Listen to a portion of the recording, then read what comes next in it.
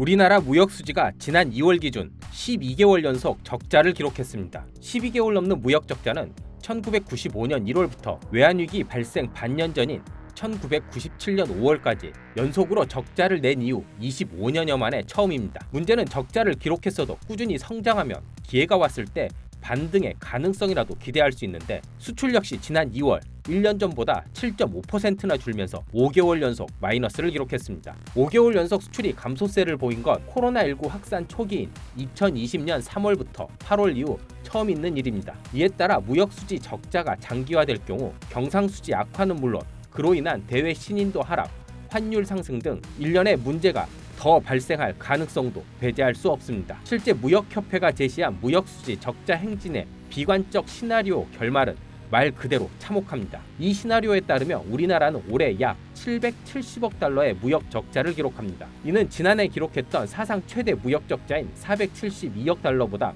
60% 이상 증가한 수치입니다. 그리고 이 수치를 기록하기 위해 전제된 조건은 단 두 가지. 글로벌 인플레이션이 연말까지 상승하고 금리의 최종 목표의 지속적인 인상입니다. 이에 따라 원달러 환율이 1300에서 1350원 내외를 벗어나 급격한 등락을 반복하고 두바이 기준 국제유가는 100달러를 상회할 것으로 분석됐습니다. 이에 대해 전문가들은 지난 2월 동결한 기준금리로 인해 발생할 후폭풍에 대한 우려를 가장 많이 하고 있습니다. 한국은행이 2월 23일 약 1년 반 만에 기준금리를 기존 3.5%로 동결했지만 이후 원달러 환율이 치솟고 주식시장에서 외국인들이 순매도하는 상황이 벌어지고 있기 때문입니다. 기준금리를 동결한 당일 종가와 비교해 3거래일 사이 원달러 환율이 2% 가까이 상승하고 있어 한은 내부에서도 기준금리를 3.75%까지 열어놔야 한다는 의견이 나오고 있습니다. 아울러 중국의 리오프닝, 경제활동 재개는 국내 경제에 미치는 파급 효과가 여전히 미미할 것으로 전망되고 있고 우리의 주력 수출 품목인 반도체는